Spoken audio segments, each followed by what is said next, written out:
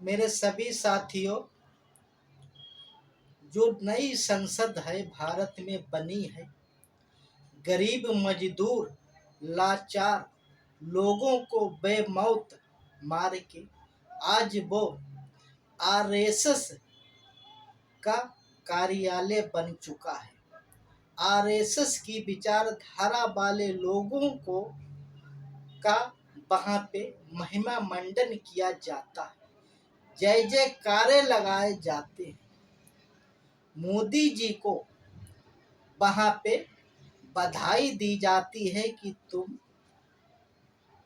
आपके नाम पे राजस्थान, छत्तीसगढ़, मध्य प्रदेश जीत गए। अब फिर से तिवारा प्रधानमंत्री बने गए, फिर से तिवारा प्रधानमंत्री बनाए जाओगे। और दूसरी तरफ हमारा कुंवर दानिश अली, जो एक सांसद है, भारत की जनता ने चुन के भेजा है, वो अपना विरोध जताने के लिए प्ले कार्ड लेके संसद में पहुंचता है। तो आरएसएस की विचारधारा वाले लोग भड़क उठते हैं और जो स्पीकर सर हैं वो दानिश अली को डांटते दिखाई देते हैं। इसीलिए हम कहते हैं आरएसएस दो मुँहे सांप की तरह होते हैं। जिस दिन रमेश बिधोड़ी दानिश अली को भरी संसद में गालियां दे रहा था, उस वक्त स्पीकर सर के मुंह पे ताले लगे हुए थे। जिस तरीका से वो आज डांट रहे थे, उस तरीके से उस वक्त उनके मुंह से जवाब नहीं निकल रहा था। ये वीडियो में साफ दिखाई देता है। अरे भारत के सभी साथियों, हम सब लोगों को समझना पड़ेगा, अगर इन आरएसएस की विचारधारा वाले लोगों को हटाया ना गया तो ये लोकतंत्र, संविधान, हर एक कानून को खत्म कर देंगे। ये सिर्फ आरएसएस ही विचारधारा वाले लोगों के लिए ये संसद रह जाएगी। विपक्ष का कोई भी सांसद वहां जाएगा, उसकी हैसियत और मान्यता नहीं रहेगी। हम सब एकजुट होके इस बात के लिए आवाज उठाओ और ईवीएम हटाने की कोशिश करो। अगर ये नेता लोग आगे नहीं बढ़ते तो मैं जनता से अपील करता हूँ। मैं एक अंधा आदमी जो आंखों से दिखाई नहीं देता, जो मेरी आप सभी को आंखें दिख रही हैं, इनमें रोशनी नहीं है। हम एक अंधा नाबीना आदमी इतनी हिम्मत जुटा सकता है कि रामलीला मैदान में एकजुट हों, मुस्लिम, सिख, ईसाई, दलित, आदिवासी सभी लोग, और ईवीएम हटाने की बात करें। अगर चुनाव आयोग ईवीएम नहीं हटाता है तो 2024 का चुनाव जो लोकसभा का आ रहा है, इसमें मुस्लिम, दलित, आदिवासी, सिख, ईसाई, जैन, पारसी, बौद्ध, ये सभी मिल जाएं और एक भी वोट ना डालें। वोट डालने के लिए ही साफ मना कर दें। आरएसएस ही वोट डालें और जीतें। ये हम सबको ये काम करना पड़ेगा। वोट हम किसी को भी डालते हैं, चाहे मायावती जी को डाले, चाहे चंद्रशेखर आजाद को डाले, चाहे हनुमान बेनीवाल को डाले, चाहे तेजस्वी यादव को डाले, चाहे अखिलेश यादव को डाले, चाहे नीतीश कुमार को डाले, चाहे असुद्दीन ओवैसी को डाले, किसी को भी डाले, मगर वोट इनके खातों में नहीं जाता। जाता है तो कांग्रेस या भाजपा, इन्हीं दोनों लोगों के खातों में वोट जाता है। जबकि पिछड़े समाज की जनसंख्या 85% है, तो 85% इनको वोट नहीं देते, ये फिर कैसे जीतते हैं? इस बात का मेरे भाइयों दिमाग लगाओ कि ये सब ईवीएम के ही द्वारा ये जीतते हैं।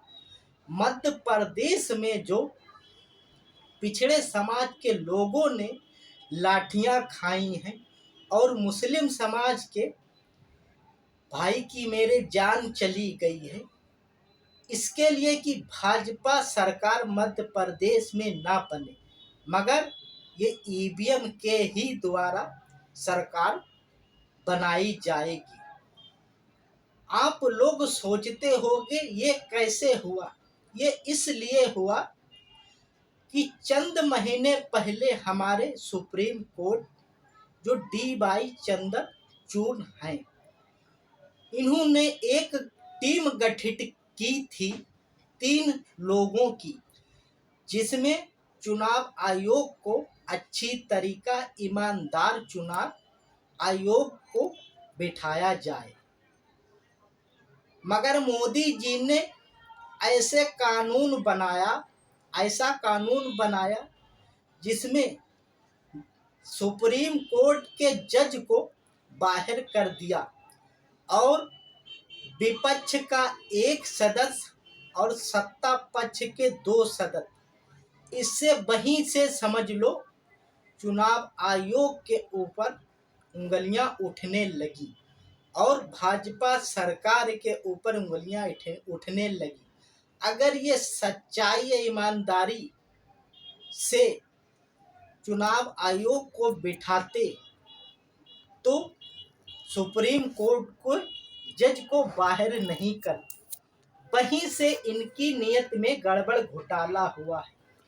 इन्होंने ये सोचा कि अगर सुप्रीम कोर्ट का जज रहेगा तो वो हमको आरएसएस की विचारधारा वाले लोगों को चुनाव आयोग नहीं बनाने देगा, इसलिए इन्होंने सुप्रीम कोर्ट के जज को किनारे पे हटा दिया। तो इससे वहीं से साफ जाहिर हो गया। मैं चैलेंज से कह सकता हूं कि मध्य प्रदेश, छत्तीसगढ़, राजस्थान में भी गड़बड़ घोटाला हुआ है। जिस जगह पर मुस्लिम दलित का इलाका था, वहां पर इन आरएसएस की विचारधारा वाले लोगों ने वोटिंग धीमी करवाई और बहुत से लोगों को वोट डालने नहीं दिया, जो थक हार कर मजबूर हो गए, बगैर वोट डाले चले गए। अगर इसकी जांच कराई जाए, मगर इस भाजपा सरकार में जांच नहीं होगी। वीडियो सोशल मीडिया पर, यूट्यूब चैनलों पर घूम रहे हैं, आप जाके देख सकते हो, मगर इसके लिए आवाज कौन उठाएगा? हम जैसे अंधा आदमी उठा रहा है। अगर शक है, अगर सच है कि ये मोदी जी को लोगों ने, मध्य प्रदेश की जनता ने वोट किया है, तो ईमानदारी से ये जो प्रीपेड मशीन की पर्ची निकलती है उसकी गिनती कराई जाए और ईवीएम मशीन में जो वोट की गिनती होती उसकी कराई जाए, जरूर फर्क निकलेगा। मगर ऐसा होने को कब है कि चुनाव आयोग इन्हीं ही के इशारे पे काम करता है, ये हमको खूब दिखाई देता है। ये मोदी जी कुछ भी करें, विपक्ष के लोग थोड़ी सी गलती करते उन पर तुरंत कार्रवाई हो जाती है। इसी के लिए ही सुप्रीम कोर्ट के जज को बीच में लाया गया था। इससे साफ जाहिर होता है। मगर ये नेता लोग मलाई तो खाते हैं, मगर हम तुम जैसे लोगों को बेवकूफ़ बनाते हैं। कांग्रेस में इतनी दम ही नहीं बची है कि जो बैलेट पेपर से चुनाव 2024 में करा दे। अगर दम हो कांग्रेस वालों, मेरी आवाज़ आप तक पहुँचे। अगर तुम्हारे अंदर थोड़ी सी भी शर्म या ईमानदारी बची है तो ईवीएम को हटाओ, भारत का संविधान लोकतंत्र को बचाओ। बाबा साहेब भीमराव अंबेडकर ने ये संविधान जितनी मुश्किल से बनाया, वो उनसे पूछो जिन्होंने बनाया। तुम्हारा कुछ नहीं जाता, मगर जिन्होंने बनाया, जिस मुसीबत को सहा, इन मनुवादियों आरएसएस ने बाबा साहेब को पढ़ने नहीं दिया। कितनी मुश्किल कठिनाई वो घड़ी होगी जो बाबा साहेब भीमराव अंबेडकर पूरे पूरे दिन प्यासे रहते थे। प्यासे रहकर उन्होंने पढ़ाई की। वो दर्द हम अगर सह जाएं तो हम तो सह नहीं सकते। इसलिए मैं अपील करता हूं सभी भारत की जनता से, इस बात को सोचो और समझो, ये क्या राज है। राज यही है, भारत के संविधान को खत्म करना चाहते हैं। भारत की जनता को गरीबी के आग में झोंकना चाहते हैं। दलित, आदिवासी, मुस्लिम, ईसाई को गुलाम बनाना चाहते हैं। मनुवादी मनुस्मृति का संविधान लागू करना चाहते हैं। इसी के लिए ये सब साजिशें रची जा रही हैं। हर जगह पे मंदिर चौक चौराहे पर बनाए जाएंगे। भला उन मंदिरों से सिर्फ आरएसएस की विचारधारा वाले लोगों का होगा। मुस्लिम, सिख, ईसाई, जैन, पारसी, दलित, आदिवासी किसी का मंदिरों से भला नहीं होगा। ऐ मेरे भारत के सभी साथियों, जान लो। इससे अगर मेरी बात से तुम सहमत हो तो इस वीडियो को आगे बढ़ाना, और बढ़ाना भी नहीं, इसको सुन लेना, विचार कर लेना कि मैं गलत कहता हूँ या सच कहता हूँ। अगर सच लगे, सही लगे तो वीडियो को आगे बढ़ाना। लाइक शेयर, लाइक भले ना करना मगर शेयर जरूर कर देना। ऐ मेरे भाइयों, यही मेरी आप सभी से गुजारिश है। जय हिंद।